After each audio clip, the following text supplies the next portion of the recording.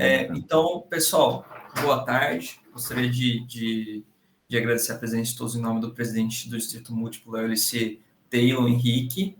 Gostaria também de, na pessoa do nosso convidado, que é o palestrante Murilo, agradecer a presença dos convidados, né, os alunos dele, os meus alunos também que estão aí, e o pessoal de fora. Gostaria de agradecer também a presença. Bom, a gente vai seguir da seguinte maneira, tá? A gente vai ter a palestra, então o Murilo vai ter o tempo que ele precisar ir para apresentar o tema e tudo mais. No final, nós vamos abrir para... Então, as perguntas são para o final, tá bom? Então, quem for tendo pergunta aí, pode ir anotando, que no final a gente libera aí para responder as perguntas, tá bom?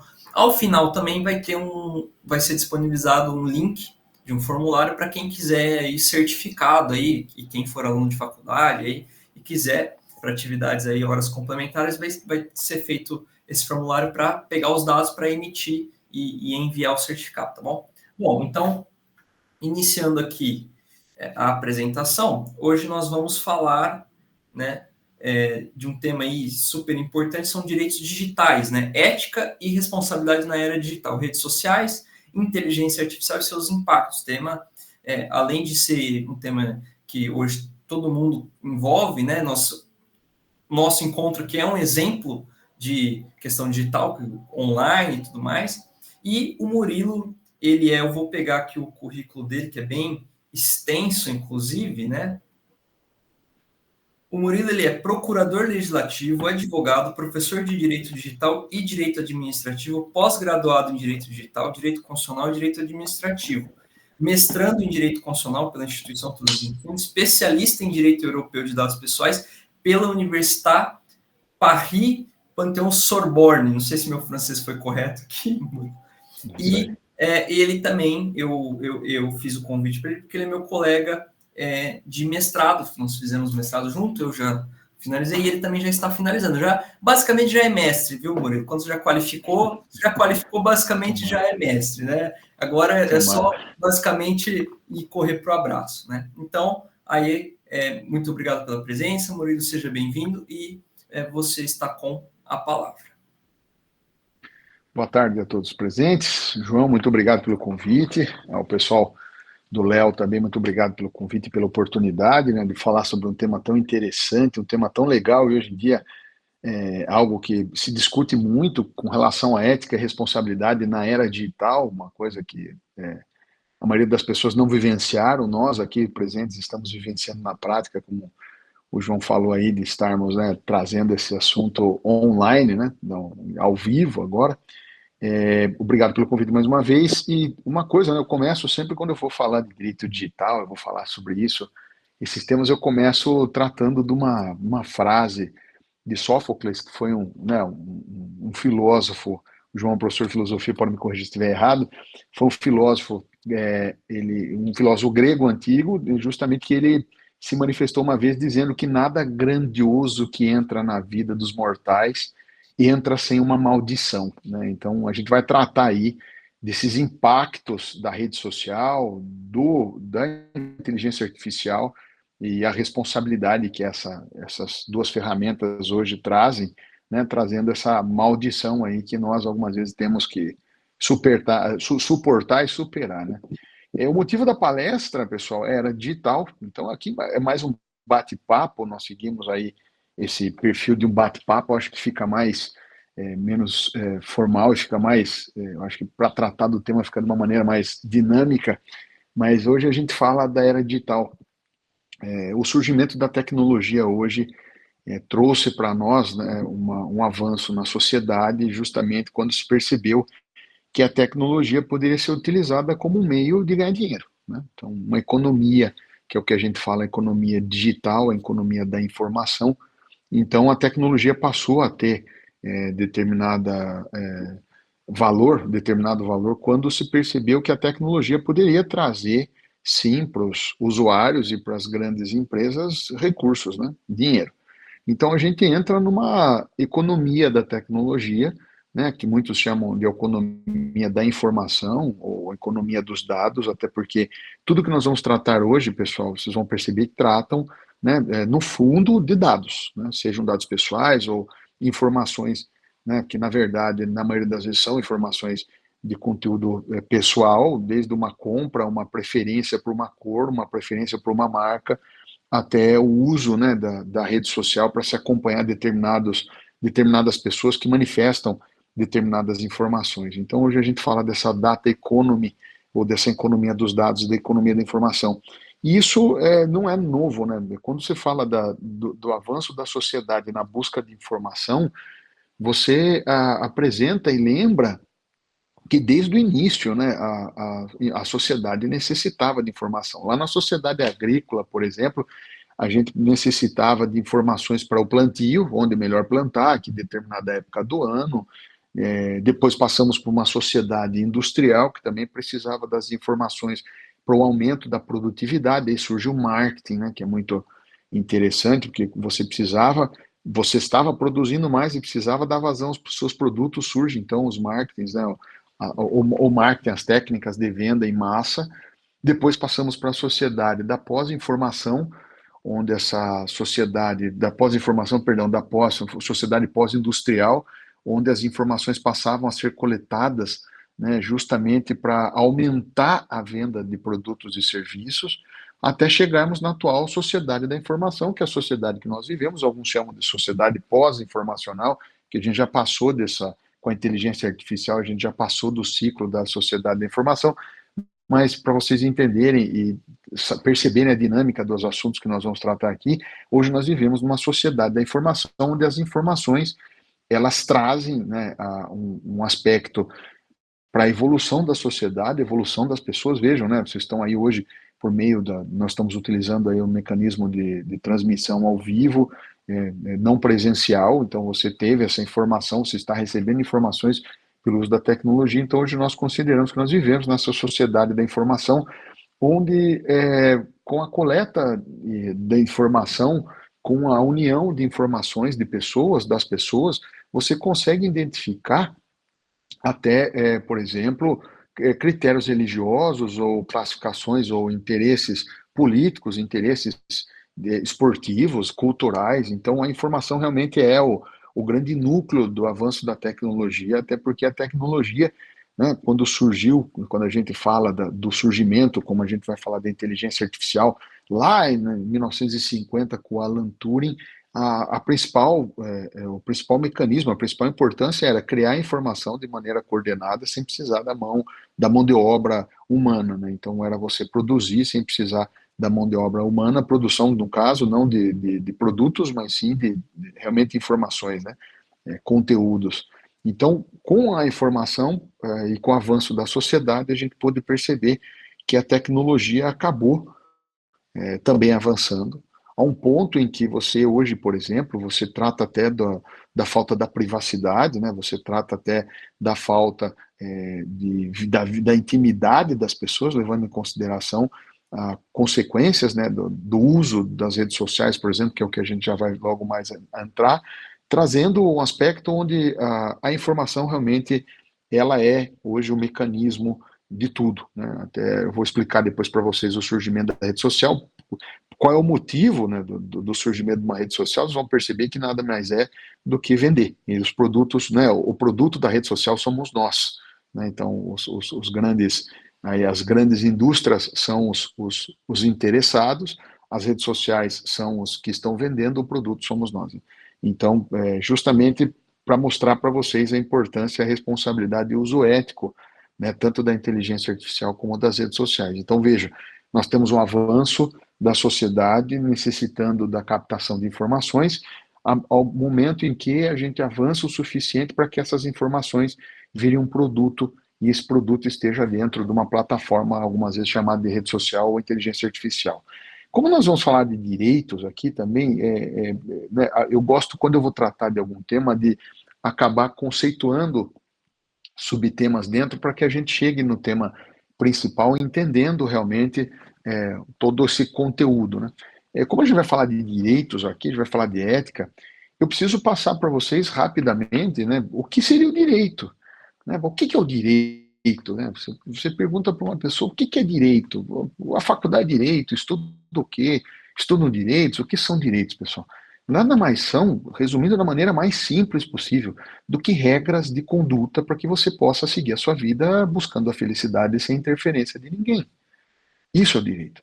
O direito cria regras de conduta para que você possa buscar a sua felicidade sem interferir na vida dos outros e sem deixar com que os outros interfiram na sua vida. Então, por isso que para o direito muita coisa não importa. Por exemplo, o que, que importa hoje para o direito nós estarmos agora às 2h15 da tarde, né, do dia 5 de abril de 2025, falando sobre rede social e ética, né, sem interferir, por exemplo, o meu vizinho que está aqui do lado, descansando, ou sem interferir, por exemplo, os vizinhos de vocês, interfere em alguma coisa? Então, não, não interfere. O direito, nesse caso, ele age? Não, não age. Né? Agora, a partir do momento que eu começar a fazer barulho, algazarra, ou provocar aí uma perturbação, meu vizinho pode reclamar. Né? Então, surge o direito dele quando eu interfiro no direito dele. Então, para vocês saberem, isso é uma maneira mais simples de explicar direito, o direito nada mais é do que normas de conduta, regras, realmente regras, para que você possa seguir essas regras buscando a sua felicidade, esse é o termo correto, felicidade, sem interferir na busca da felicidade dos outros e sem deixar com que os outros também interfiram na busca da sua felicidade. Então, isso é o direito. E quando a gente traz o direito, sociedade, informação, tecnologia, vejam que o negócio começa a ganhar um corpo, né, bem interessante, a ponto de despertar interesses aí, né, da gente falar sobre o tema num sábado à tarde, logo depois do almoço. Né? Então, isso é bacana. E quando a gente entra na informação coletiva, quando a gente começa, a tecnologia começa a ganhar um uso de informações, começa a perceber que usando as informações ela consegue buscar recursos, dinheiro, criam-se espaços, né, dentro de um plano digital chamado hoje internet. Né, a internet, de maneira também bem simples, a internet hoje é um meio de comunicação. Né? É uma transformação, uma troca de dados ali, onde nós temos meios de comunicação. A internet, hoje você utiliza essa troca de dados para a transmissão de uma aula, você usa essa troca de dados para a transmissão de uma mensagem. Então, quando a gente fala de internet, ela é um instrumento dentro de um plano, de um mundo que a gente chama do mundo digital, eletrônico, algumas pessoas chamam isso de eletrônico, um plano eletrônico, né, que depende de energia elétrica, mas hoje a gente costuma dizer que a internet é um meio de comunicação. Então, e dentro desse meio de comunicação, nós temos vários submeios de comunicação, e lá nós temos um deles que é chamado de rede social. Então, a sociedade evoluindo, percebendo que a tecnologia pode ser utilizada para uma captação de informações em grande quantidade, e essas informações serem processadas ao ponto de conseguir se vender um produto, que somos nós, como eu já disse, né, vou explicar para vocês melhor, a partir do momento de se conseguir vender um produto, de conseguir ganhar dinheiro através do uso dessas redes sociais, surge, né, esse conceito de rede social, que nada mais é do que uma estrutura onde as pessoas se unem ali, né, as pessoas se organizam, são conectadas ali para vários tipos de relações, né, compartilham valores, objetivos comuns, ideologias, né, então cria-se uma rede social, hoje no digital, que a gente vai falar, quando a gente fala de rede social, literalmente a gente está falando hoje tecnicamente das redes sociais hoje como um todo, né, que elas são utilizadas por nós como meios de comunicação, onde a gente tem uma abertura horizontal, não tem limites, então essa palestra vai ficar gravada no YouTube, como foi informado, o mundo inteiro pode acessar ela, né? Então, quer dizer, não tem limites, né? Então, não tem fronteiras, né? Não tem, os participantes aqui das redes sociais, eles não têm uma hierarquia, eles falam de igual para igual com todos, uns são mais importantes no plano físico, mas pode ser que algumas vezes no plano digital, essa pessoa que no plano físico é desconhecida, algumas vezes no plano digital seja muito mais conhecida. Então surge essa estrutura entre pessoas, onde algumas se manifestam com relação a conhecimentos, outras a conteúdos com relação a fazer alguma coisa melhor do que a outra, né? Então surge essa rede social que, na verdade, abre para a sociedade a oportunidade de manifestação livre, né? Uma oportunidade de você buscar apresentar certas opiniões ou certas manifestações ou uma certa identidade que você, no plano físico, não tem. Então a gente fala, inclusive, de identidade digital. Não sei se vocês conhecem pessoas que fisicamente, né, no plano físico ali são pessoas quietas, são pessoas algumas vezes que têm um pouco ali são pessoas que são um pouco mais tímidas, e nas redes sociais elas se manifestam da maneira mais abrangente possível, né, e são totalmente desinibidas, gravam vídeos e publicam danças e tudo mais do tipo, né? Algumas vezes a pessoa não sabe, não tem condições, né, não consegue dançar numa festa de aniversário, mas lá na rede social ela tem uma dança dela lá, onde ela consegue fazer isso de uma maneira praticamente com excelência, né?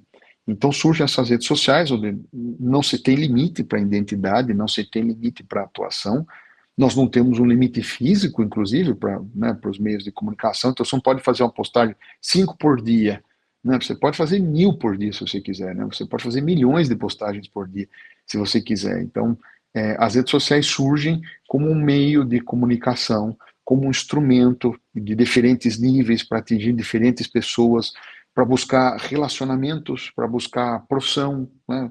Para buscar conteúdos comunitários, sociais, religiosos, militares, né? Então a gente busca analisar a rede social como um processo de fortalecimento da sociedade hoje. Então a rede social se tornou um meio de comunicação e de transmissão de conhecimentos e de fortalecimento da sociedade, onde as pessoas acabam se utilizando do conteúdo e das manifestações que ocorrem nela para poder algumas vezes, né, conceituar certas coisas, criar coragem ou criar determinadas atitudes ou fazer determinadas coisas, né? Então você tem uma intensificação da formação da pessoa por meio do uso da rede social, criando esses atores sociais, né, como a gente conhece aí os influencers algumas vezes, né, criando esses atores sociais para que essas pessoas, né, que estão produzindo conteúdo e nós que algumas vezes estamos consumindo esse conteúdo, a gente consiga criar um laço de existência, fraco ou forte, entre eles, né, entre nós, para que todos nós pudéssemos ter um vínculo e chamar isso de rede social. Então, veja, né, hoje nós temos a sociedade evoluindo por meio da busca de informações, o uso dessas informações para a criação da tecnologia, a criação da tecnologia proporcionando a criação de redes sociais, né, onde as pessoas se unem ali, se manifestam, e criando outro instrumento famoso, né, para o uso hoje na rede social, que é a inteligência artificial, né? Então, a inteligência artificial, a gente sempre costuma falar, não é um tema novo, né? Então a gente pensa em inteligência artificial como algo novo, mas não é isso, né? Aristóteles, imagina, na Grécia Antiga, já falava de uma forma de substituir a mão de obra escrava por ferramentas autônomas, justamente para que se livrassem os escravos da escravatura. Então, olha que interessante, já pensa lá na inteligência artificial surgindo lá atrás. Mas, professor, poxa, inteligência artificial, achei que fosse criada, fosse um mecanismo se utilizando da energia, né, do plano digital, então pode-se existir inteligência artificial hoje, trazendo para o nosso dia, desde 1950,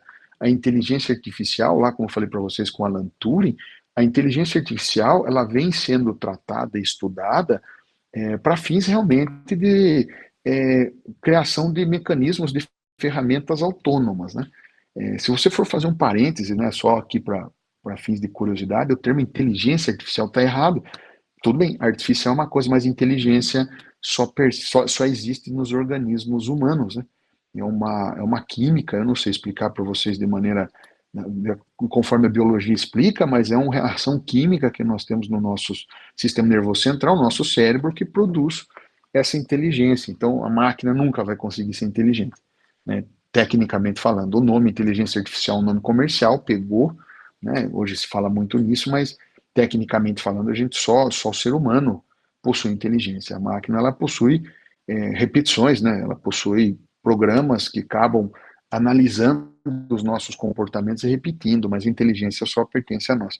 Voltando aqui, nós temos hoje, então, inteligência artificial, que é diferente de automação, né, pessoal? Automação é algo repetitivo, copia e cola. Aquilo ali é automação, isso não é inteligência artificial.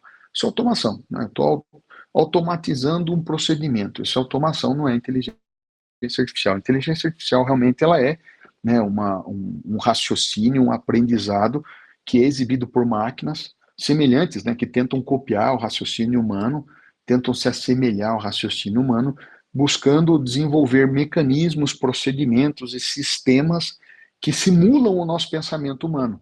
Né? Para quê? Para que se realize tarefas complexas de forma independente e da melhor maneira possível, da maneira mais ágil possível. Então, surge a inteligência artificial. Quando a gente fala de inteligência artificial, você está falando de tentar fazer com que máquinas, né, o modo mais simples, se vocês entenderem, que máquinas, que computadores possam copiar o nosso raciocínio, que elas possam replicar o que nós raciocinamos, criando mecanismos de reprodução desse raciocínio de maneira automática e mais ágil. Então, isso é inteligência artificial. Né? Então, a gente fala de inteligência, é o que mais comum se fala hoje da inteligência artificial generativa, que é aquela que cria conteúdos mesmo, que é o que vocês veem com o ChatGPT, né?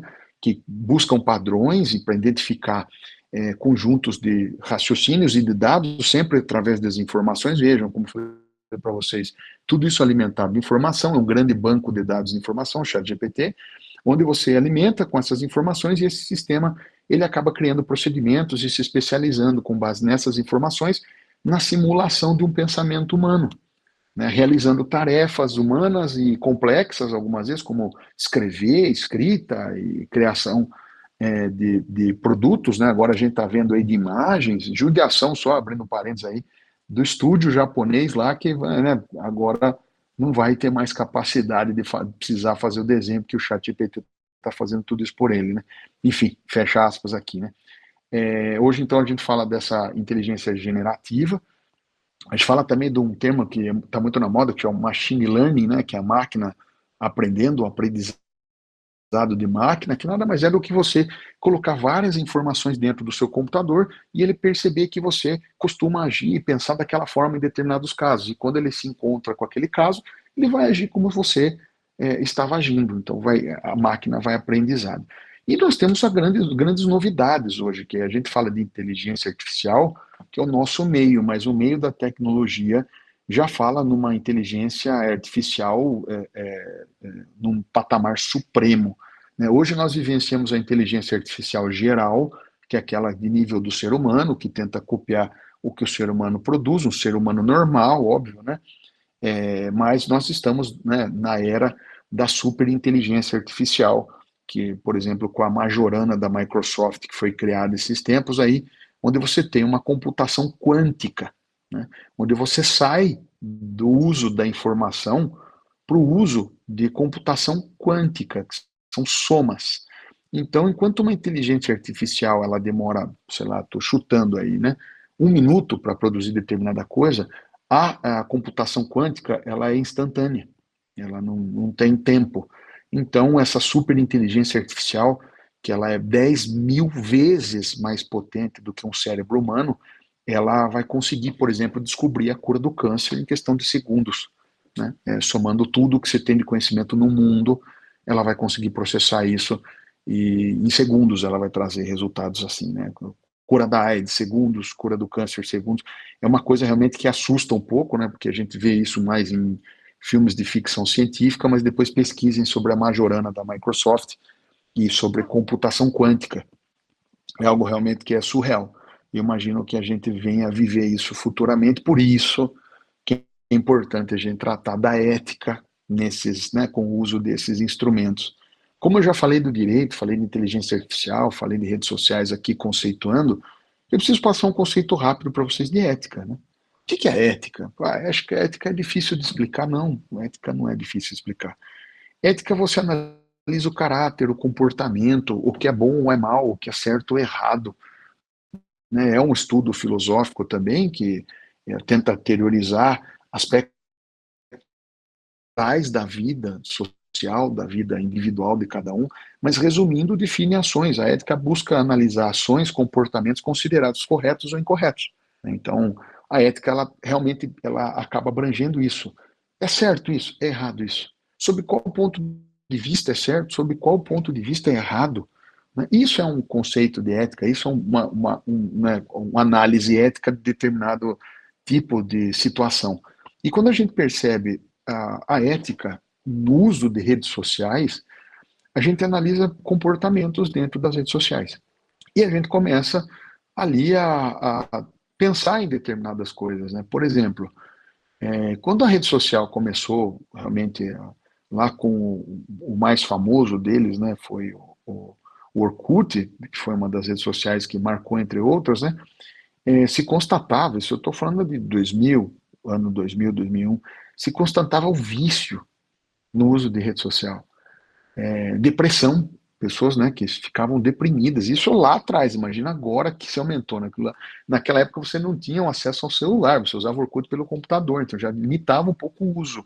Era mais no final do dia, quando você chegava na casa, você ia lá fazer o seu trabalho, você entrava no Orkut para dar uma olhada. Você não pensava tanto num aparelho celular utilizando o Orkut, era mais computador. Naquela época você já falava de dismorfia, né, que eram padrões de pessoas copiando as vestimentas daquelas pessoas que elas seguiam no Orkut, replicando isso na prática. Olha, a gente está falando de um conceito de influencer da década de 2000 lá. Então, você olha que interessante isso.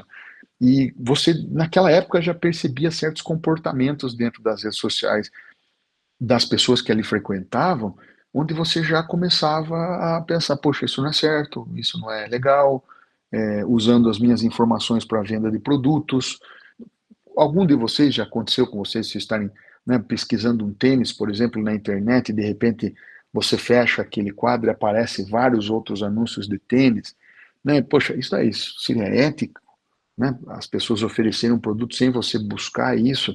É como você recebesse, por exemplo, 10, 20 e-mails por dia, né, oferecendo os tênis que vocês estavam pesquisando, ou na década de 90 você recebesse 10, 20 correspondências, cartas via, né, escritas, cartas físicas ali na sua caixa de correio por dia, oferecendo um produto que você viu.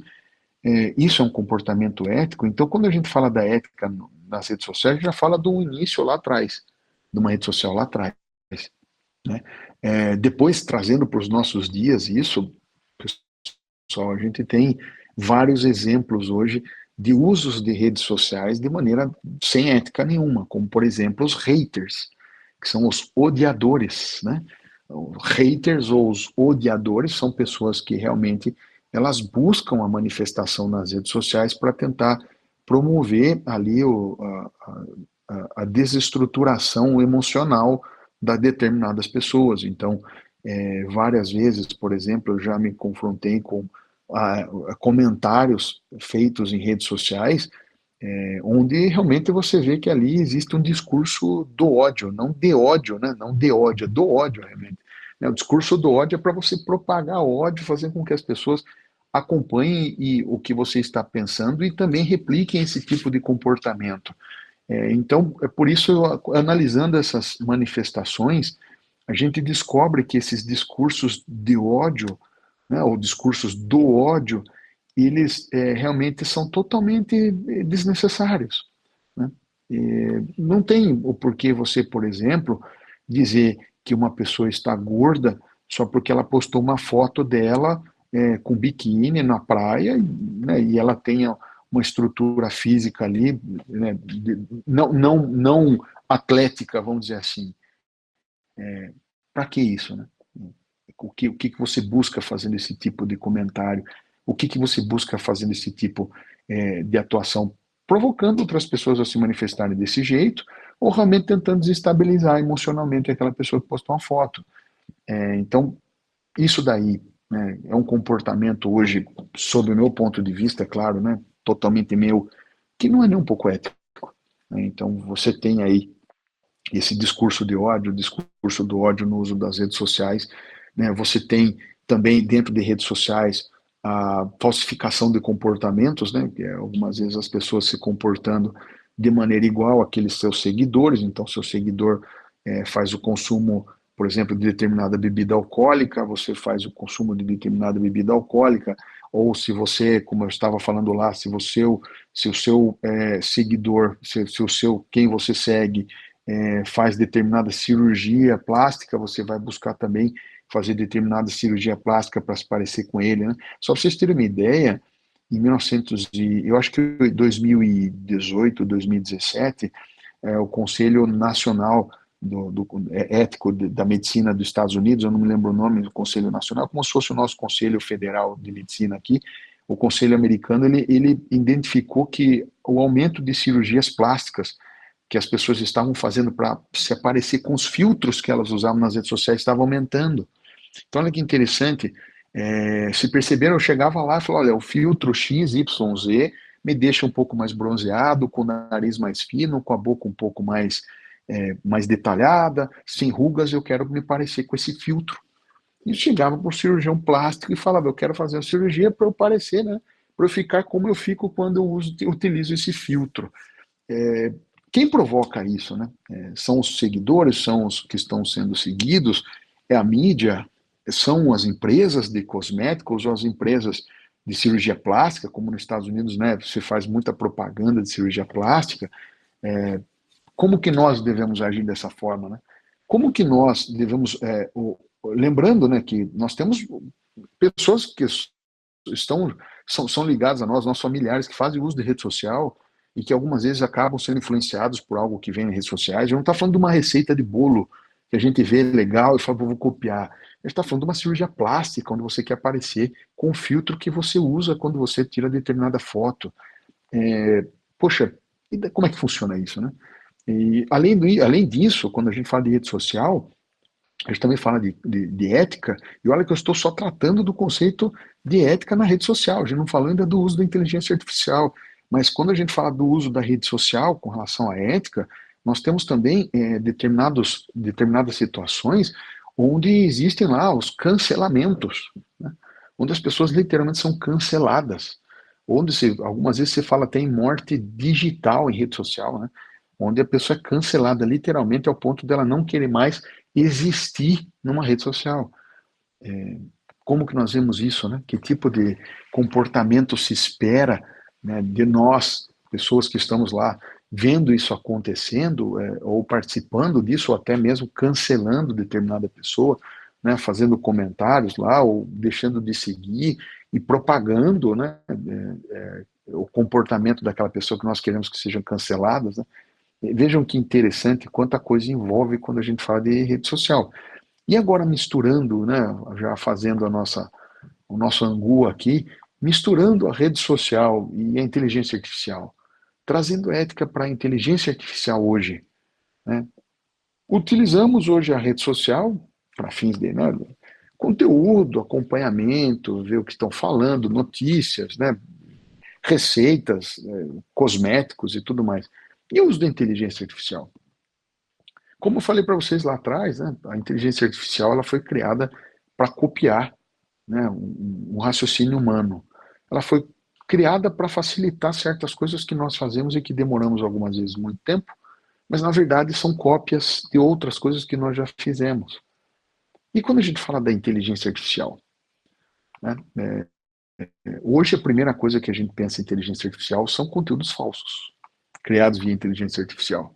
Desde uma foto com o Papa, né, do Papa com uma jaqueta de frio mais moderna, parecendo um rapper ali, até a criação de fotos realmente de nudes, de pessoas que não foram, que foram expostas ali, né, a um tipo de comportamento preconceituoso, onde se monta uma foto, principalmente tem acontecido aí com adolescentes, né, onde se cria foto de adolescentes sem roupa, totalmente falsas, e acabam até gerando aí preocupações na família e até homicídio, suicídios, né?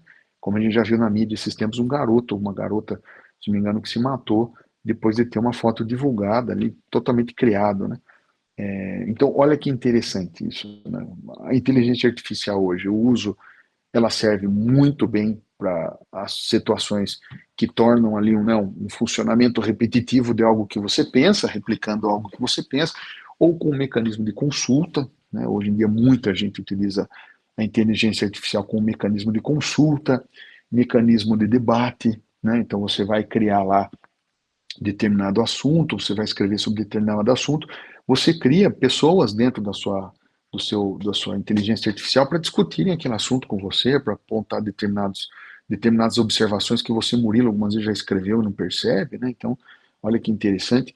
E quando a gente fala do uso dessa inteligência artificial para a criação de conteúdos falsos? E quando a gente fala do uso da inteligência artificial para realmente descartar o ser humano?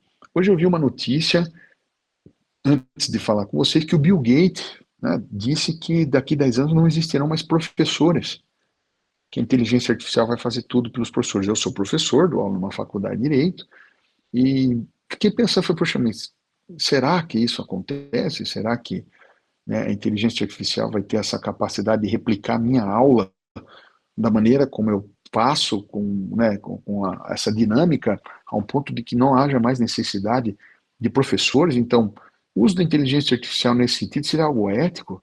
Você tentar superar os seres humanos, né, substituindo os seres humanos dentro das suas atividades, dentro das suas profissões? Seria interessante isso ou não? Qual seria a evolução para isso, né?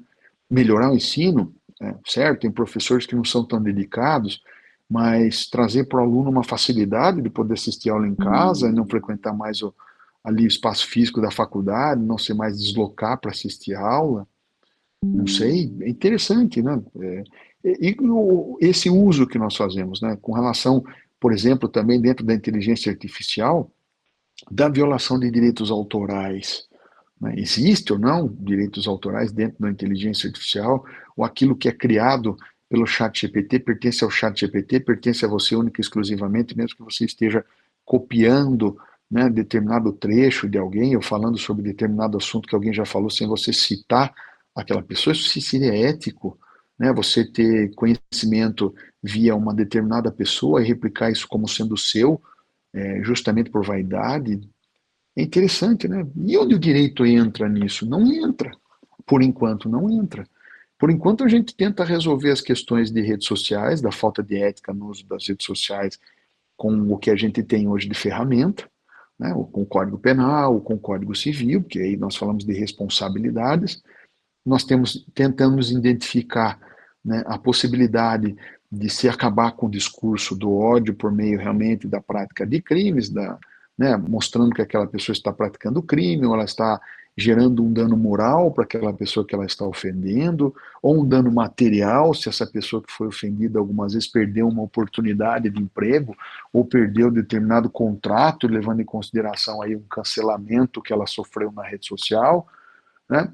É, por que eu falo isso? Porque a gente pensa algumas vezes que como, né, todo mundo fala de maneira bem popular, a internet é uma terra sem lei. Ela não é uma terra sem lei, né? As redes sociais possuem regulamentações próprias, né? Não sei se vocês já tiveram oportunidade de ler, né, os termos e condições de uso do Instagram, por exemplo. Eu tenho Instagram desde 2010 ou 11, se eu não me engano, e uma vez eu parei para ler os termos e condições de uso, eu demorei umas 4 horas e meia para ler os termos e condições de uso do Instagram. E as suas atualizações que vêm ocorrendo, eu nem mais me aventuro em fazer a leitura, porque eu sei que eu vou perder mais 4 horas e meia ali. Mas quem aí já leu os termos e condições de uso do Instagram? Quem já leu os termos e condições de uso, por exemplo, do Facebook?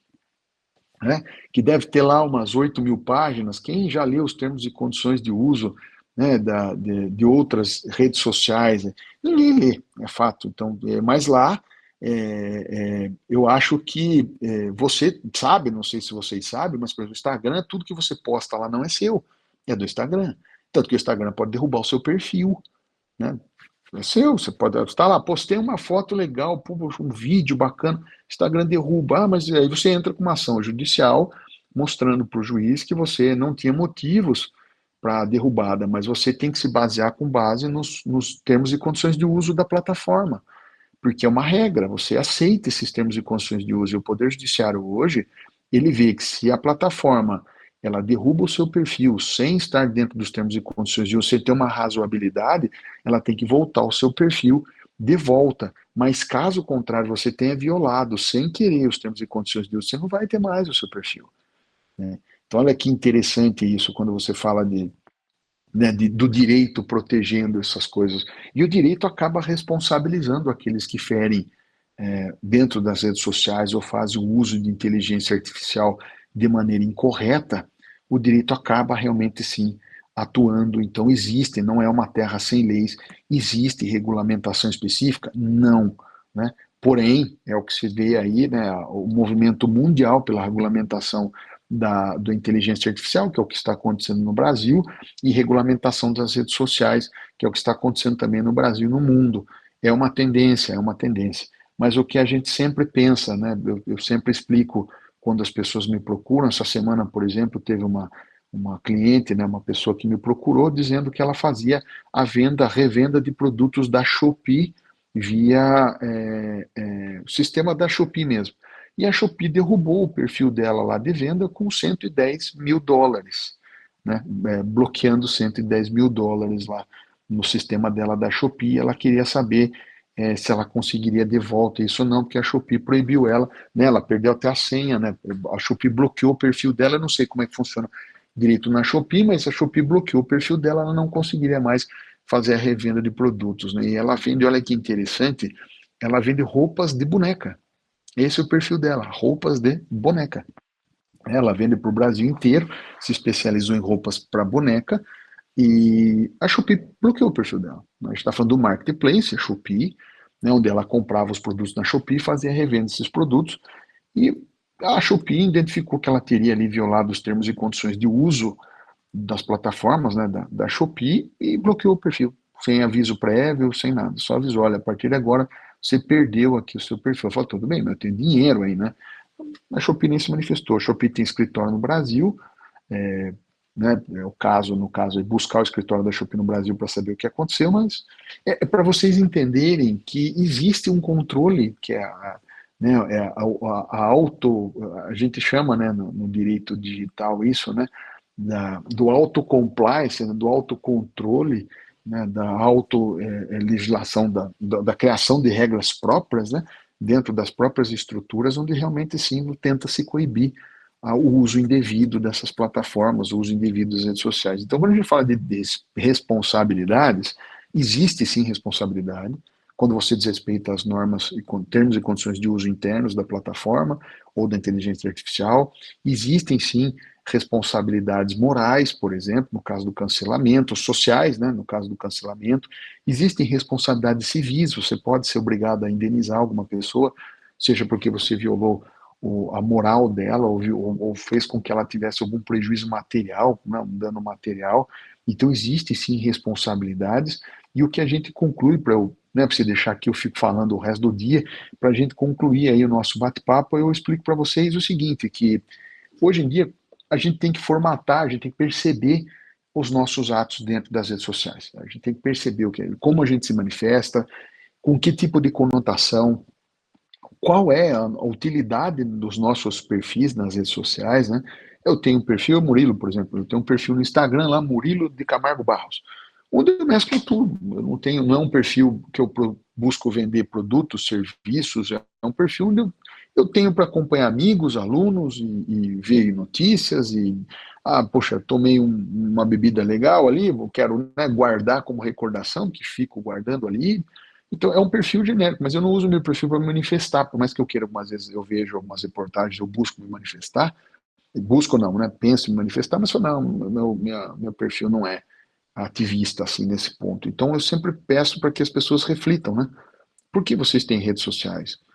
Qual o motivo da rede social? Eu, Murilo, sei que eu sou o produto ali, né, tanto que as grandes empresas vêm oferecer produtos patrocinados, né, onde nós temos, pessoal, uma coisa assim, uma observação que eu faço, sempre saibam que quando vocês não pagam pelo serviço, nós somos o produto.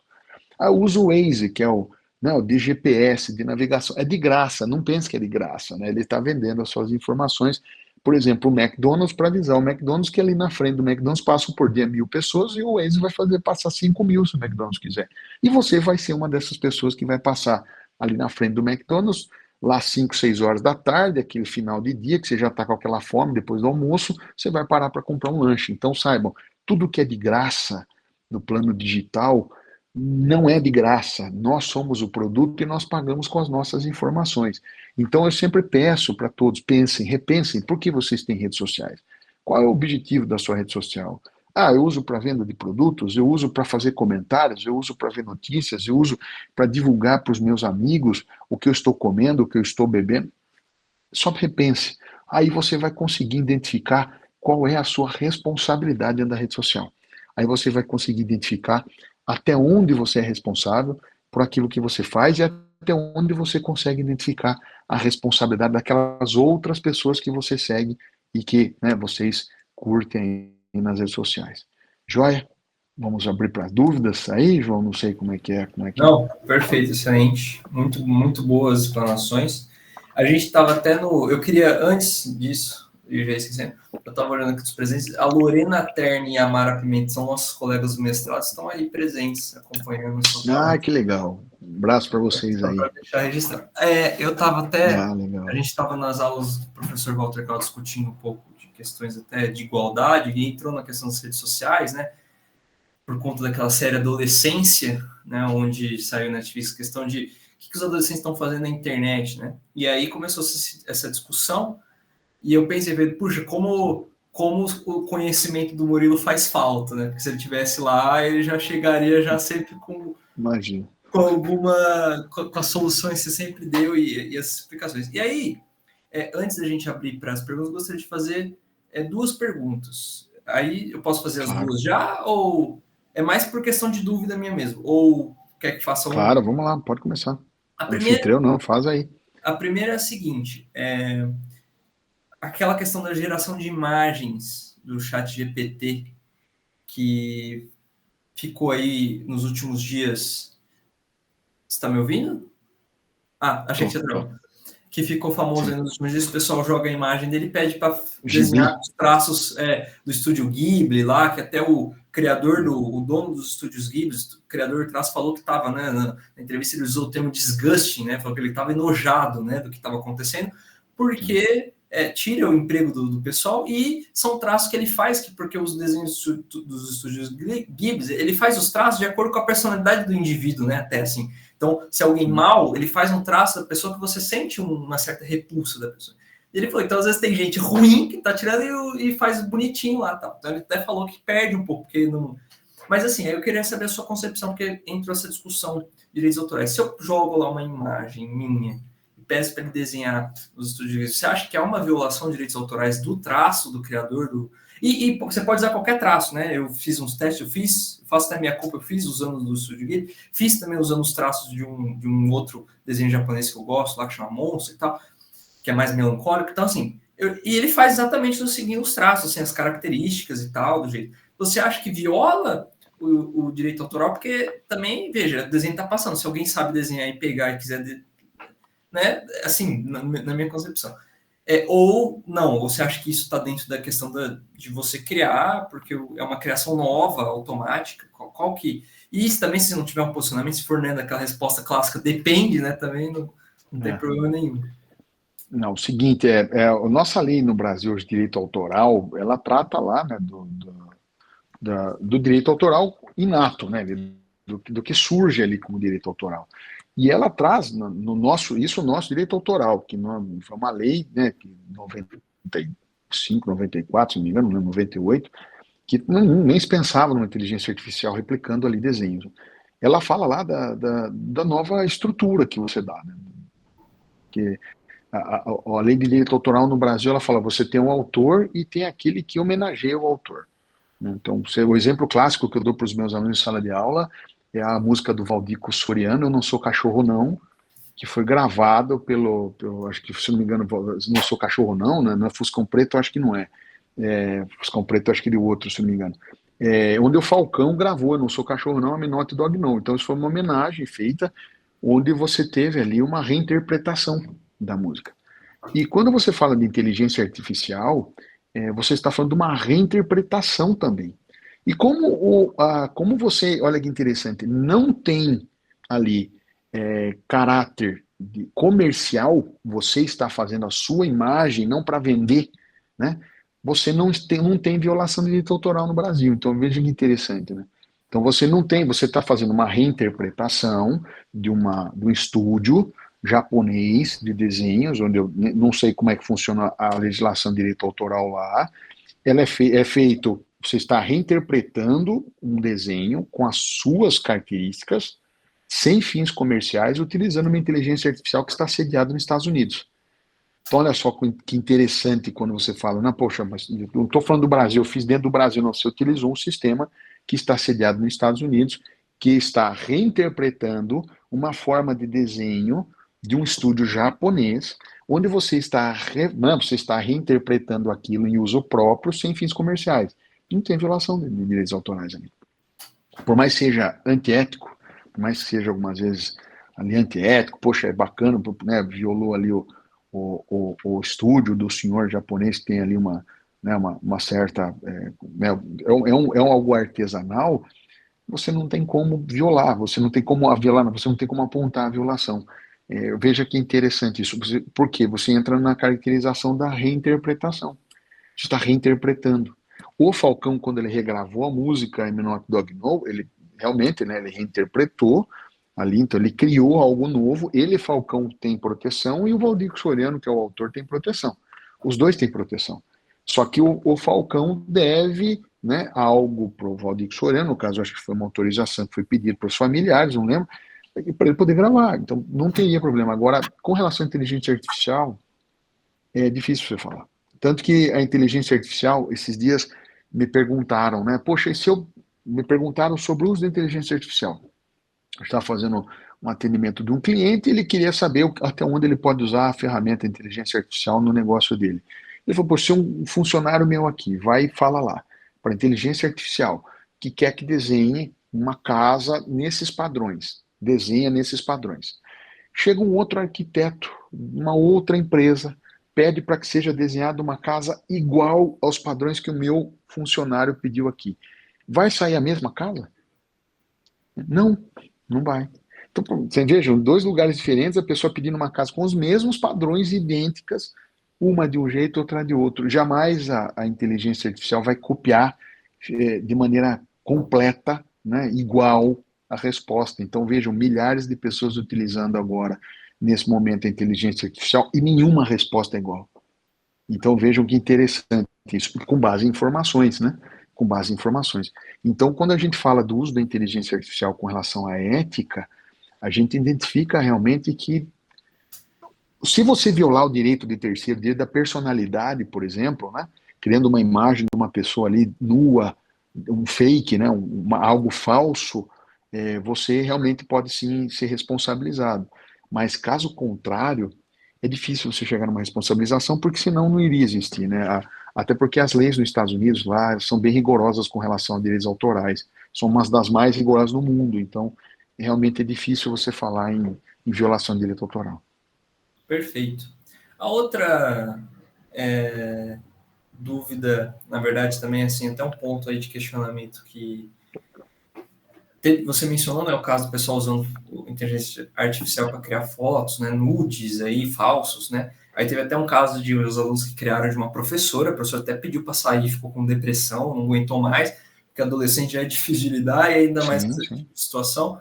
Então, teve esse problema. E aí tem essa série até, que pegando um pouco essa série da ciência que trata, um pouco essa questão de bullying online e tal, porque hoje o bullying acaba sendo dentro, fisicamente os professores vão lá, impedem e tal, mas na internet, igual aquilo que você falou, algumas pessoas, o cara põe lá uma foto de um desenho japonês, por exemplo, ou qualquer outra coisa do tipo, você não sabe quem é, e o cara fala o que ele quiser, achando que não vai ser responsabilizado, mas há possibilidade sim de responsabilização. Nesses casos, como que você acha que... Porque a gente tem foi criado até, acho que foi 2023, o crime de bullying, né? Só que, veja, o crime é para quem é maior de 18, né? Então, no âmbito universitário, que ocorre também, ainda mais online. Mas no âmbito de uma criança e adolescente, você tem, eventualmente, ali, menor infrator, né? Infração análoga a um tipo penal. Nesse caso, como, assim, para fins de prevenção, porque entrou-se essa discussão, né? Lá, quando a gente está no doutorado, se deveria ter uma maior proteção da rede social em relação ao uso de menores, ou se caberia aos pais, ou se caberia ao Estado, enfim, que hoje, com o seu entendimento acerca principalmente do termos de condições de uso das redes sociais, como que você entende essa situação da responsabilidade da rede social, por exemplo, de um grupo de adolescentes fazendo bullying lá com uma outra pessoa, por exemplo? Como que... Sim, os termos e condições de uso protegem. O problema é que a gente nunca lê. A gente não sabe nem como agir. Então, quando a gente fala de uma violação, por exemplo, de direitos, né, praticados na rede social, existe o termo abuse, né, ABUSE, onde você vai buscar na internet, digitar abuse Instagram, vai aparecer para você o formulário para você preencher e mandar para o Instagram. Então, o Instagram, hoje o Marco Civil da Internet, nós temos o Marco Civil da Internet no Brasil, e o Marco Civil da Internet no Brasil, que é de 2014, se não me engano, e o regulamento dele de 2015, o Marco Civil da Internet ele diz lá que a rede social só vai ser responsabilizada se ela tiver uma provocação e ela não fizer nada. Até porque não tem como monitorar tudo. As pessoas falam, poxa, o Instagram tem que monitorar tudo. Não, é impossível. Não tem como. É impossível, por exemplo, o WhatsApp monitorar todas as conversas. Não tem como, não tem banco de dados. Só para vocês terem uma ideia, se hoje o WhatsApp tivesse um banco de dados para poder guardar todas as mensagens que são trocadas no mundo, com certeza, né, o galpão para guardar todos os computadores que iam ter que ser necessários para guardar as mensagens, se é maior que o estado de São Paulo.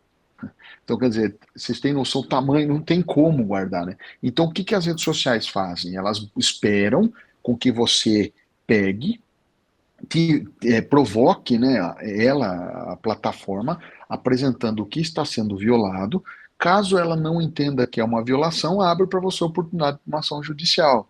Entendeu? Então, é dessa forma que funciona, não tem como controlar tudo. Então, esse autocontrole que o Instagram vinha fazendo, ele parou de fazer esse ano, que todo mundo, né, criticou, foi, é que realmente não tem como. Mas pode criar uma inteligência artificial que identifique fotos. Pode ser que se crie uma inteligência artificial que identifique fotos e que acabe tirando a foto que eu tirei abraçado com o meu cachorro. Sabe assim, é muito assim. Então, realmente, o que se busca é provocação, né? Então, precisa de uma lei mundial que regulamente a rede social? Não, precisa de educação. As pessoas precisam ser educadas a utilizar as redes sociais. Como eu falei, né, como eu falei, eu nunca usei a minha rede social para poder provocar ninguém, nem fazer qualquer tipo de discurso de ódio, ou do ódio, ou sabe assim. Eu acho que a gente tem, muitas vezes a gente fica irritado, mas lá não é o lugar para você se manifestar, né? Assim, para você poder criar confusões ou discussões. Eu acho que eu fujo de discussão, ainda mais quando é numa rede social que não tem limites, né? Então eu entro de vez em quando para ler os comentários. Muita gente tem feito isso hoje em dia, de ler em determinadas situações, ler os comentários, e você vê realmente comentários um provocando o outro. Então, um texto que não tinha nada a ver e aparece uma pessoa falando, viva fulano de tal, determinado político, né? E isso é coisa do fulano de tal. Então, quer dizer, foge do sentido. Aí, eu acho que o que falta realmente, é o que eu sempre falo, né, das prefeituras, dos colegas que eu tenho, vereadores e prefeitos, eu sempre falo, provoquem a rede de ensino municipal a trazer para as pessoas, para os alunos, assuntos, palestras, aulas sobre comportamento digital. Falta o comportamento digital. Então, sabe, falta educação digital. A educação digital, quando a gente fala educação digital, é aula online. Não, não é isso, né? A gente está falando de um termo de educação ali mais amplo, dizendo de comportamento realmente, para que as pessoas saibam utilizar as ferramentas da menor forma possível. Você não vê, por exemplo, acontecendo, né, chutando aqui, mas você não vê, por exemplo, comentários odiosos feitos na Suécia. As pessoas na Suécia, na Dinamarca, na Noruega, entrando em redes sociais, fazendo comentários odiosos, preconceituosos, sabe assim, justamente porque não é isso, né? Não faz sentido mais. Não faz sentido mais. Não, perfeito, concordo plenamente, e também é que assim, essa questão, principalmente envolvendo adolescentes, os pais estão preocupados, né? Porque às vezes o filho está sendo bullying, e como que você acompanha, né? Ou o filho está sofrendo, sendo vítima, ou está sendo agressor também, e que muitas vezes o pai não ensinou isso, mas por influência dos amigos. Então, assim, hoje em dia, essa questão virtual, né? Os pais também têm que ter aprender a usar, porque né, já foi esse tempo de, ele fica no celular, não sei o que ele fica fazendo lá, não sei. Não, é entender, entrar, acompanhar o filho, o que você está fazendo? Me mostra aí, como que é o seu Instagram? E ver, porque às vezes para blindar, você está sofrendo bullying, você não vai mais entrar. Ou a gente limita para quem, né? Enfim. Não, eu estava.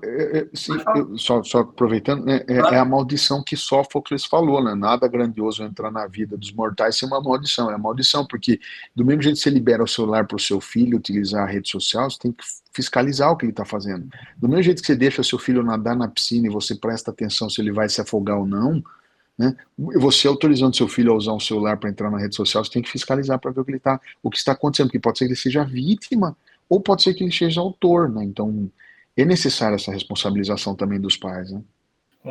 Concordo também.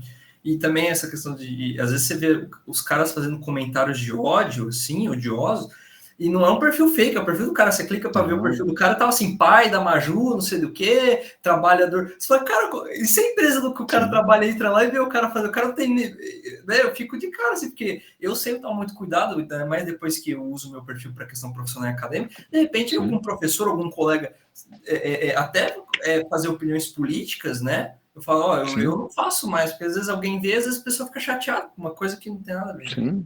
Eu consegui defender uma empresa esses tempos, a gente mandou, né, a empresa mandou um funcionário embora por justa causa, por ele ter falado mal da empresa nas redes sociais, falou mal mesmo, porque teve um outro caso que saiu na mídia esses dias, que foi revertido a justa causa, que ele fez um comentário, esse que foi revertido a justa causa, para quem não sabe, né, no Justiça do Trabalho, do direito de trabalho, pode ser demitido com ou sem justa causa. Com justa causa, você praticou um dos atos lá que acabam, né, gerando a justa causa, você tem alguns direitos que você não recebe, ou sem justa causa, onde você recebe alguns direitos rescisórios ali, para ser mais simples, né?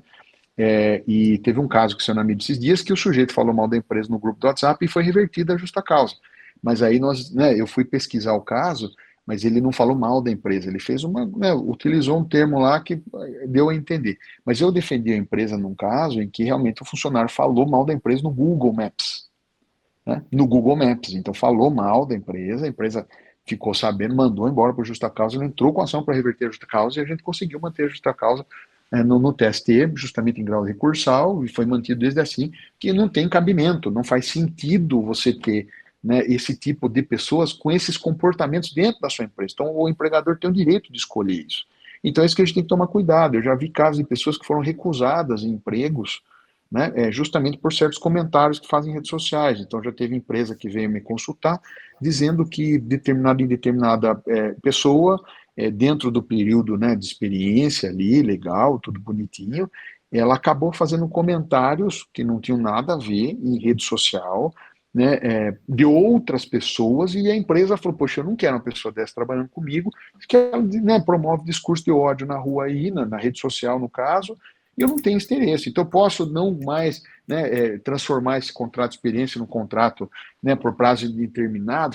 Sim, mas eu não vou gerar nenhum tipo de preconceito. Foi primeiro, você não vai anunciar para a pessoa que você fez isso, mas, né, veja que interessante, hoje em dia se identifica, né, as pessoas conforme os comportamentos dela em rede social, conforme os comentários que elas fazem em redes sociais.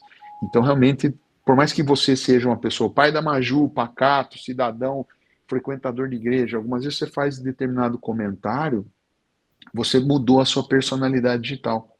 Concordo. A Renata está com a mão levantada. Sim, sim. Renata, pode. Boa tarde, professor Murilo. Uma das questões da sua fala que eu fico pensando, porque eu também sou educadora como você, e tenho uma preocupação muito grande com relação a quem nós estamos formando, né? E a minha, vamos dizer, eu transitei em todas as faixas etárias, tá? E a minha maior parte, meu maior tempo foi na faixa de crianças e educação infantil. E a minha preocupação muito grande é quando você fala assim, será que uma inteligência artificial vai nos substituir? Eu me perguntei, vou falar da minha percepção. Nós, seres humanos, somos seres, por características psíquicas, emocionais, afetivas, extremamente sociais, que isso que nos dá a condição de vida e existência. Então, eu acredito que existe, assim, toda uma disposição em se fazer essa situação. Acho que existe até em nível estrutural de se transpor toda a relação educador e educando para essa situação, porque ela leva, na verdade, a um distanciamento do que nos torna realmente humanos, que é a nossa relação próxima de um com o outro. Isso é o que eu acredito bastante. Mas, e assim, todo esse tempo eu vejo assim, que o trabalho, a relação educador-educando, ela é fundamental realmente na formação de cada um de nós, não só do nosso educando, mas nossa também, que é um processo de aprender dos dois lados. Então, eu acredito assim, que se tivermos toda essa tentativa, ela vai acabar sendo impedida em algum momento.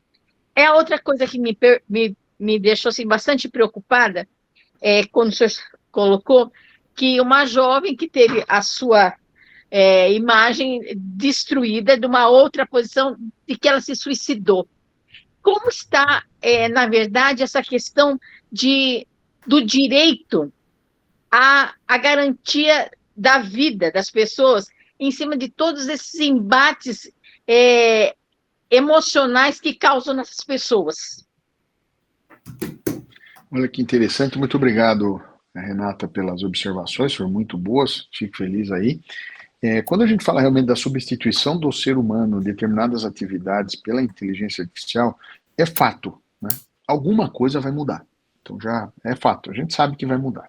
Desde a gente fala de trabalhos repetitivos, aquele copia e cola, sabe? Alguma coisinha ou outra assim vai mudar. Isso é normal. Mas quando você fala da substituição de professores, não porque eu sou professor, eu acho que essa fala do Bill Gates veio logo depois que eles apresentaram essa super inteligência artificial, que realmente, né, é algo inimaginável. Não existe como você imaginar uma situação, um determinado supercomputador que chegue nesse nível a ponto de você detalhar. Eu quero o resultado, né, quero a cura da AIDS aqui. Ele vai analisar o mundo inteiro, tudo que tiver de informação, tudo que tiver de resultado para te dar, falar, olha, conclui que é isso aqui. Então é um nível fora realmente de consciência assim que eu acho que eu não vou conseguir ver dentro da minha vida aqui, da minha vida existencial na Terra, acho que eu não vou conseguir analisar, não vou conseguir chegar nesse tipo de conhecimento ainda, de ver isso funcionando. Pode ser que seja rápido, como ele dizer, que já está acontecendo, mas eu acho que substituir professores, principalmente, eu acho difícil. Tem certas profissões que não tem como, que exigem o raciocínio, exigem a inteligência que a máquina não tem, né? Agora, com relação à responsabilização, o direito ele responsabiliza. Teve um caso famoso de uma moça que foi divulgado que ela teria tido um caso com um comediante, né, o Whindersson Nunes, se eu não me engano, e era mentira, né? Era mentira. Ela se matou por causa disso.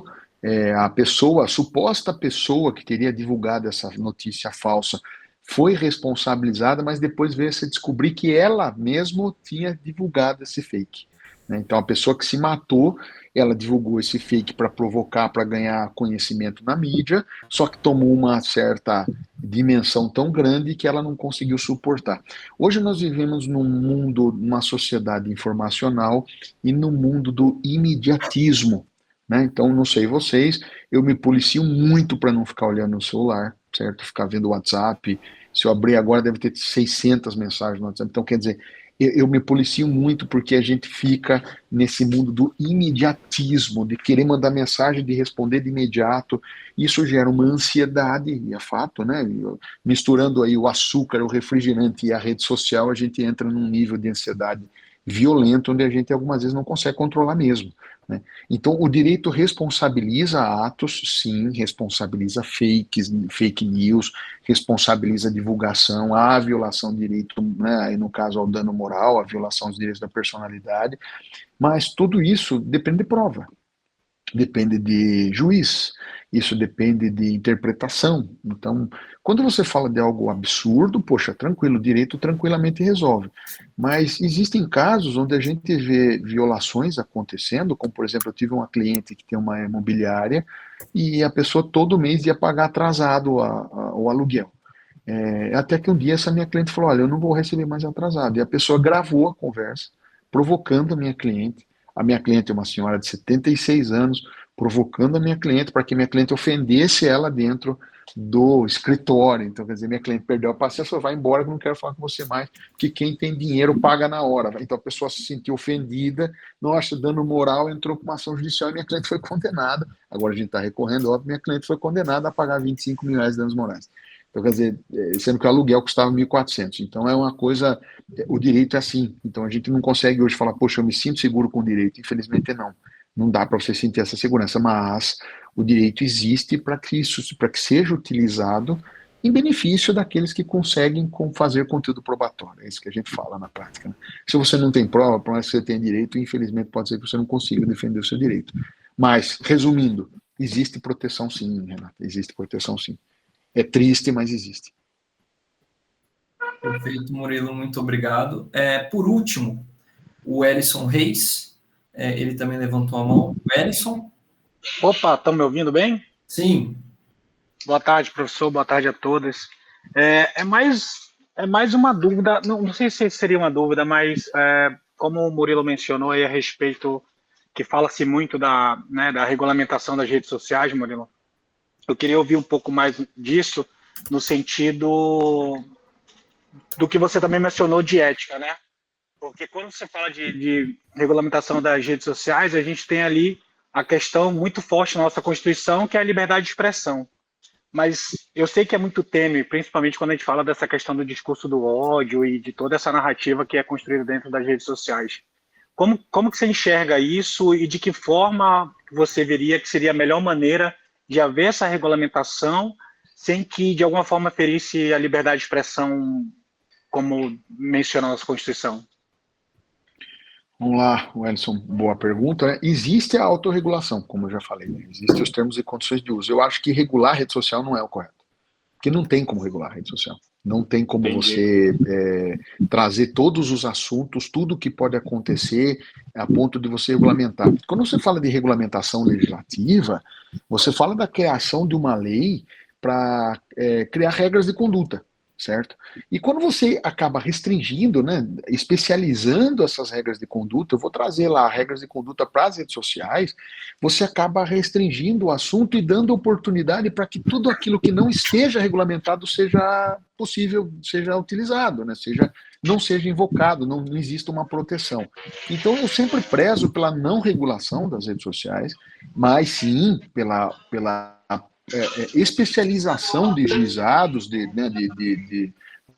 do Poder Judiciário, de juízes que sejam especialistas na utilização das normas que nós temos hoje em dia para poder interpretar e estender isso para os usos dos comportamentos. Porque, olha, pensa comigo, discurso do ódio em rede social. Existe crime hoje no Brasil? Sim, citação de crime. Apologia a crime, né? Tá lá você fazer apologia a crime, o criminoso, você tem um crime no Código Penal, incitação ao crime você tem, difamação você tem crime, injúria você tem crime, né? Calúnia você tem crime, dano moral é uma responsabilidade civil, dano material é responsabilidade civil, então quer dizer, existe já uma regulamentação, né? Então existe direito para ser protegido. O problema é que eu vejo muitos advogados hoje não especializados nesse tema, que acabam falando para o cliente, olha, não tenho o que fazer porque a internet é uma terra sem lei. E também muitos juízes que não entendem hoje o que se passa e não tem conhecimento específico, por exemplo, do Marco Civil da Internet, não tem conhecimento específico do decreto que trata do comércio eletrônico para proteger aquele consumidor que foi violado lá numa venda, num produto no Instagram, ou no WhatsApp, Então, eu imagino que não tem. Se você tentar regulamentar, você vai deixar muita coisa de fora. E se você tentar regulamentar hoje, daqui 5 anos vai estar desatualizado, porque vai existir novas formas de comunicação, novas ferramentas. Então, regulamentar o comércio, o jogo eletrônico esses tempos, né? Final do ano passado. Regulamentaram a parte trabalhista, regulamentaram a parte de proteção de dados, de crianças e adolescentes, mas não tem como regulamentar, por exemplo, o que acontece dentro dos jogos. Sabe assim, só vai poder criança jogar 10 horas por dia. Não tem como regulamentar isso. Não tem como você falar, não, criança não vai poder passar 10 horas por dia. Por quê? Porque tem pais que dão 10 horas por dia para uma criança, por exemplo, que tem autismo, que ali ela está desenvolvendo desenvolvendo a inteligência. Então, não dá para você regulamentar certas coisas. Então, tudo quando fala para mim de é obrigado a regulamentar, eu acho que dá errado, sabe? Eu sou procurador legislativo, trabalho numa Câmara Municipal, e sempre falam para os vereadores, né, falam para as pessoas quando vão lá, a lei existe, vamos tentar usar o que já existe, né? Vamos tentar especializar aquelas pessoas que tratam, para tentar usar o que já existe, e se realmente falar, poxa, não tem como, não existe como. Por exemplo, eu tive um caso de uma invasão de e-mail, onde o meu cliente teve o e-mail dele invadido e fotos sensuais da esposa dele, que fez fotos sensuais para ele, né? Que mandou, o estúdio fotográfico mandou para ele essas fotos sensuais para que ele validasse e tudo mais, né? Teve invadido o e-mail e não existe crime para invasão de e-mail no Brasil. A gente tem um crime no Código Penal do artigo 154A, que é a invasão de dispositivo eletrônico. Foi invadido o e-mail, não é dispositivo eletrônico. Sabe, a hora que ele falou para mim, poxa, eu queria processar, tentar descobrir, falou, vamos tentar descobrir quem é, mas processar não tem como. Não, foram divulgadas as fotos? Não, acessaram o e-mail. Tiveram ciência de que aquelas fotos da minha esposa existem e isso eu não quero. Não existe crime. Aí você fala de uma regulamentação. Mas caso contrário, você chegar e falar, poxa, eu preciso regulamentar o uso de rede social no Brasil. Eu acho que já existe autorregulamentação via, né, as plataformas, as leis, as normas e condições, termos e condições de uso. Existem leis hoje, a nossa Constituição Federal fala da privacidade, fala da intimidade, fala da liberdade de expressão, o que realmente não se pode confundir com discurso de ódio. Isso é muito fácil de você analisar, né, num discurso de ódio na liberdade de expressão, uma coisa é a crítica, outra coisa é a ofensa. Isso é claramente, a gente consegue identificar, juridicamente falando, a gente consegue identificar o que é crítica, o que é ofensa. Mas hoje eu sou contra a regulamentação das redes sociais. Hoje, né, dia 5 de abril, esse horário eu sou contra a regulamentação. Porque eu digo porque as coisas evoluem tão rápido que pode ser que amanhã surja uma nova coisa e fale, puxa, vai ter que regulamentar. Mas hoje eu acho que não há necessidade, eu acho que eu tenho que especializar as pessoas que trabalham com direito para daí elas entenderem onde encaixar as coisas. Joia? Perfeito. Joia, obrigado. E só um parênteses rapidamente, acho que foi muito bacana o que você mencionou a respeito da educação, né? Eu acredito que isso daí é fundamental, já como você bem disse aí que incentiva os vereadores, acho que cabe a nós, cidadãos, também, de alguma forma, buscar, né, o legislativo aí, o executivo, para ou trazer condições de que as crianças, os adolescentes sejam educados da melhor forma para a utilização da própria rede social. Bacana. Obrigado, Murilo.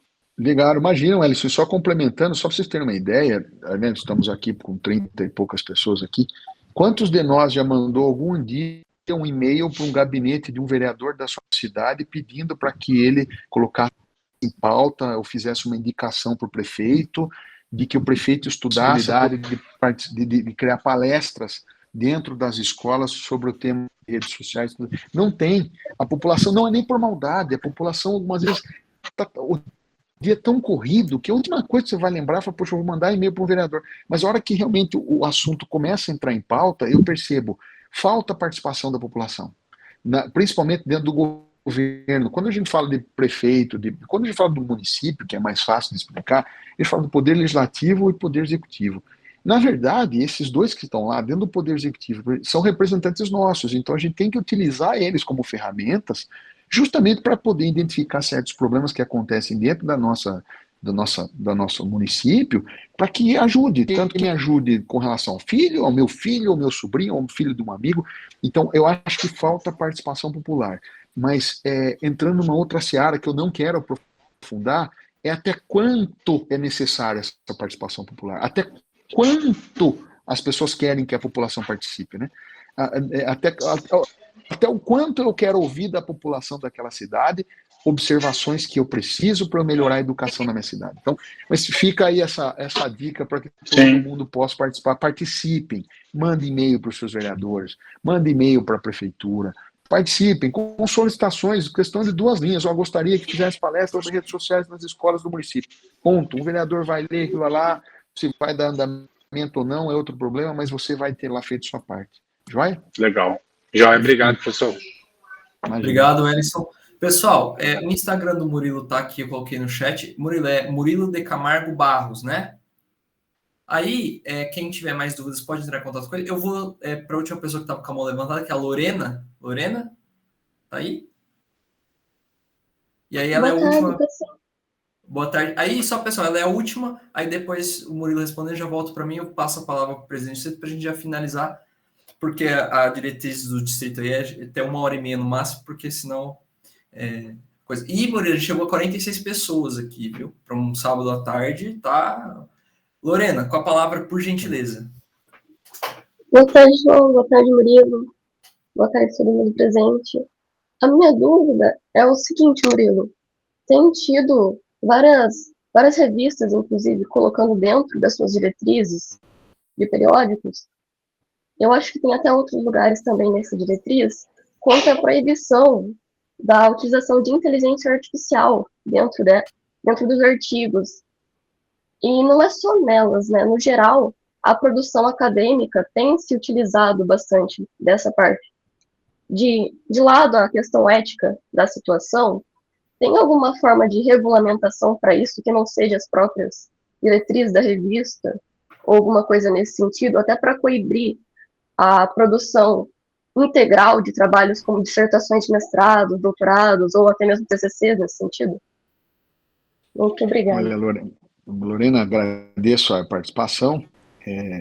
Interessante, né? Hoje eu faço orientação na faculdade que eu dou aula de 89 alunos, orientação de trabalho e conclusão de curso. Eu indico os meus alunos que utilizem as ferramentas da inteligência artificial. Olha que interessante. Uma coisa é você criar algo, né, dentro da inteligência artificial. Outra coisa é você se utilizar da inteligência artificial como instrumento. Né? Do mesmo jeito, quando você passou da máquina de escrever para o computador, você não podia falar, poxa, você vai ter só que fazer trabalho via máquina de escrever, você não vai poder mais utilizar a impressora, o computador. Eu acho que eu ouvi falar sobre essas empresas, que administram essas edições, mas o que é o uso da inteligência artificial? Né? O que é? Uma coisa é eu transcrever aquilo que eu produzi de uma maneira correta, para que, por exemplo, eu faço os meus pareceres em projetos de lei que tem 40, 50 páginas no controle de constitucionalidade. E algumas vezes eu sou muito prolixo, então eu preciso que aquilo que eu escrevi seja mais fluido, que tenha uma narrativa mais fácil de entender. Eu transformo isso via inteligência artificial, mas é algo que eu produzi. Agora pensem comigo, eu vou começar do zero, eu vou jogar no chat GPT lá um assunto, ética nas redes sociais. E ele vai me dar um tratado ali, vai me dar um trabalho de conclusão de curso de 120 páginas. É correto isso? É correto você começar do zero num trabalho via inteligência? Foi a inteligência artificial que fez isso.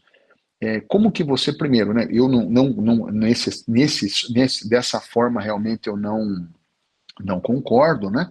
Porque você não criou nada, foi a inteligência artificial que criou. Mas eu falo para vocês, tem muito erro e as pessoas não leem. Então, a hora que qualquer professor para ler um trabalho, ele começa a perceber ali, né, alguns erros. E hoje já existem mecanismos e ferramentas que conseguem trazer para você a porcentagem de uso de inteligência artificial que determinado artigo tem.